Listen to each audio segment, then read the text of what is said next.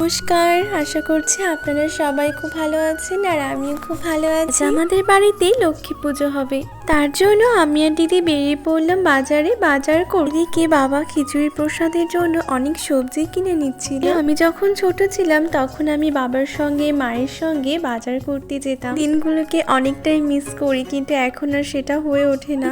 আমি আর দিদি মা লক্ষ্মীকে আনতে গিয়েছি। এদিকে দেখো দিদি মা লক্ষ্মীকে কোলে তুলে নিয়েছে মা লক্ষ্মীকে ঘরে নিয়ে যাওয়ার জন্য।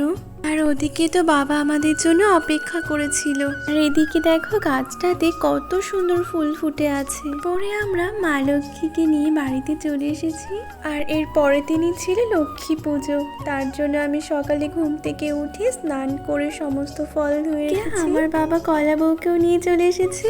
এখন ভালোভাবে নারকেলটা কুড়িয়ে নিচ্ছি, এদিকে গুড়টাও আমি কুড়িয়ে নিয়েছিলাম। পর দিদি বললো তার জন্য একটুখানি আলপনা করছিলাম। প্রত্যেকবার দিদি ব্রাহ্মণ হয়, আমাদের এখানে তো ব্রাহ্মণ আনা হয় না, নিজেরাই পাঁচালি পড়া হয়। এরপর আমি রেডি হয়ে নিয়েছি মা লক্ষ্মীকে পুজো করবার জন্য। আর এদিকে আমার স্টুডেন্টরা সবাই চলে এসেছে। এই দেখো আমার বাবার কোলে আমার সোনা মাম্মা। আজকের ভিডিও এই পর্যন্তই। তোমাদের যদি ভালো লেগে থাকে অবশ্যই কমেন্ট করে জানিও।